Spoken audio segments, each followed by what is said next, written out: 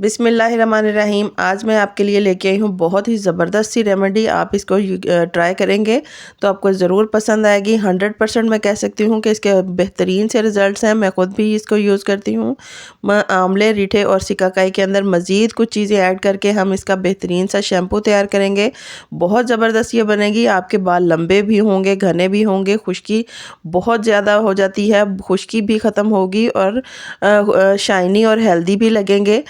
अस्सलाम वालेकुम व्यूवर्स, खुश रहें, आबाद रहें। चले जी, आज की हम अपनी रेमेडी स्टार्ट करते हैं। सबसे पहले मैंने आंवला, रीठा और सिकाकाई, इसके अंदर से इनके बीज निकाल के हम पाउडर बना लेंगे। यहाँ पर मैंने एक पैन लिया है, इसके अंदर मैंने तकरीबन 3 गिलास के करीब पानी ऐड किया है। पानी ऐड करने के बाद जो मैंने पाउडर बना के रखा है, सबसे पहले मैंने इसके अंदर सिकाकाई इसके अंदर ऐड किया है।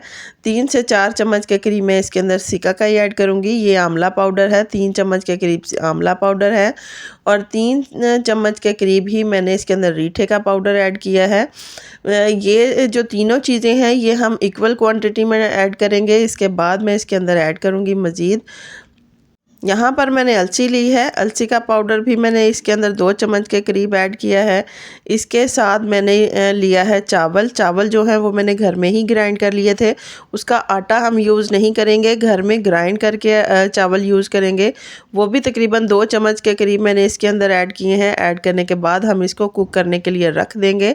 इसको इतना पकाएंगे कि ये जो 3 से 4 गिलास पानी है, अगर 4 गिलास पानी है तो ये 3 गिलास रह जाए। हाँ, ये आहिस्ता आहिस्ता कुक होना शुरू हो जाएगा। ये देखिए बेहतरीन से ये सारा मिक्स हो चुका है। मिक्स करने के बाद अब ये नॉर्मल फ्लेम पर हमने इसको पकने के लिए रख दिया है।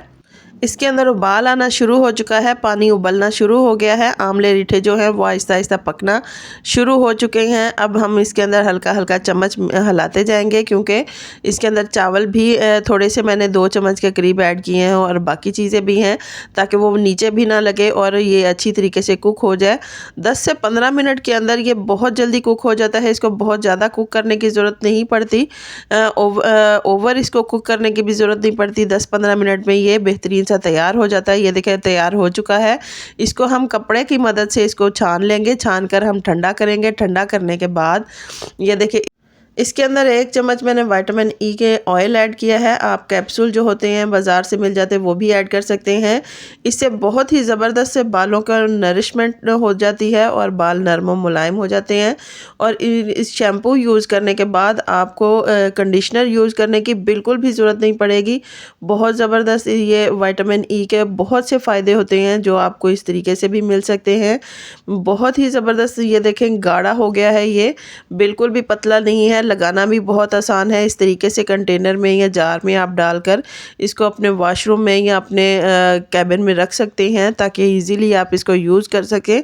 इजीली ये यूज़ हो जाता है। पतला अगर ये ज़्यादा हो, अक्सर लोगों का मैंने देखा कि बहुत ज़्यादा पतला होता है तो वो यूज़ करना बहुत मुश्किल होता है। ये देखने में भी ठीक है और लगाने में भी बहुत ज़बरदस्त इजीली यूज़ हो जाता है। अगर आपको मेरी ये रेमेडी पसंद आए तो प्लीज़ इसे लाइक करें, शेयर करें, मेरे चैनल को सब्सक्राइब करें।